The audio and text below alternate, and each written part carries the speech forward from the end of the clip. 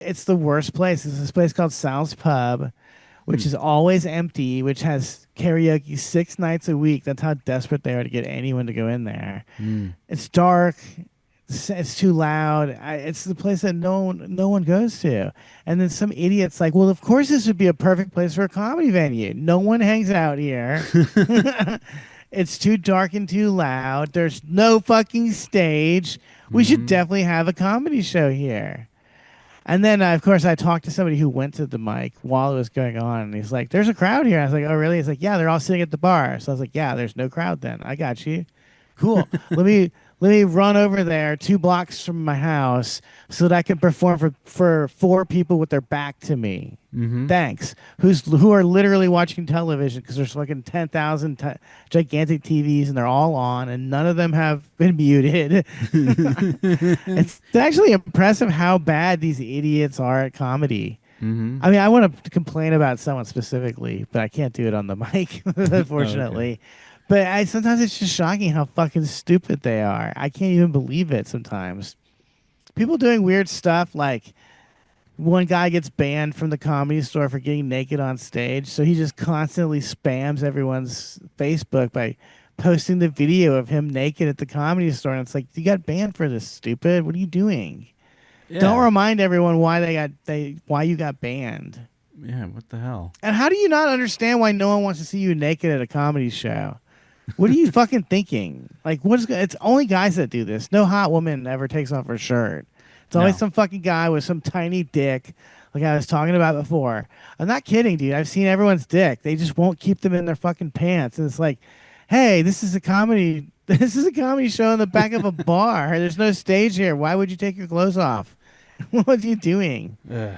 I don't know. I hate it. I'm tired of all of it. I want to set the scene because, unless you've done it, I just need to explain to you what this experience is like. So, I've done a lot of these gigs or mics at bars, and it is everyone across the country. Maybe not in smaller towns, but in big cities for sure.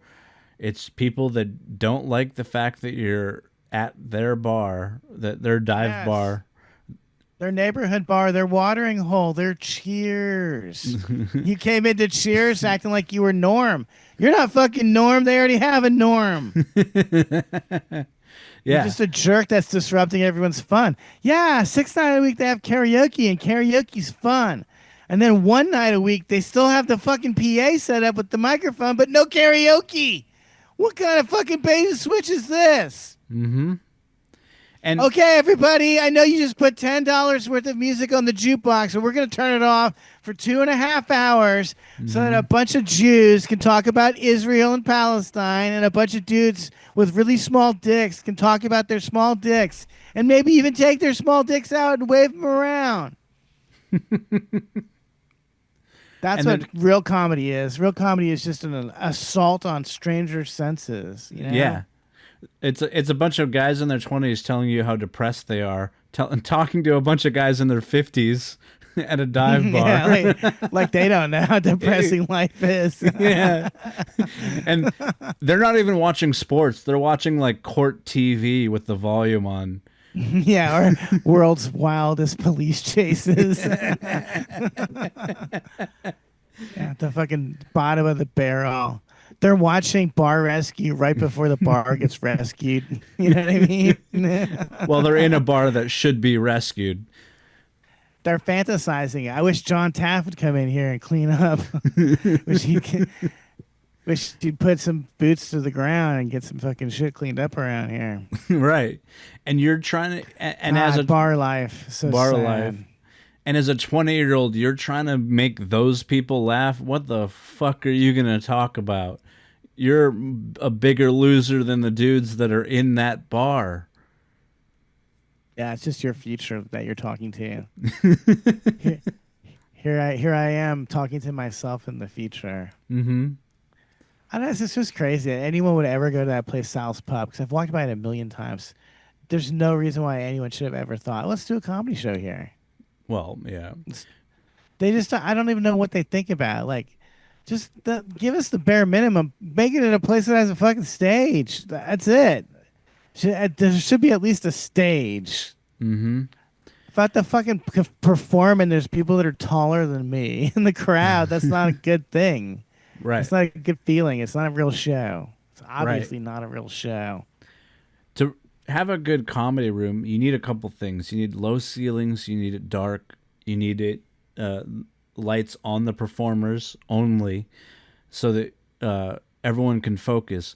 And you need a PA system, not just whatever PA system is there. You need one that actually works, because half the time those PA systems are beat the hell up because they're karaoke, whatever. They use it 6 days a week, and people like drop the mic and stuff. So maybe that's broken. So you need certain things. You don't even need much. But you also need an audience that isn't watching like court TV or world's craziest police chases on television. They need to be people that actually came to watch a comedy show and not to drink. Mm-hmm. I don't know, because I was in Chatsworth at the DMV, Mm-hmm. and I saw a bar there, and I was like, I wonder if this would be a good bar because they definitely have like an all white clientele. I'm sorry that you guys have to hear this, but if there's like a bunch of drunk Mexican people in the crowd, it's gonna suck.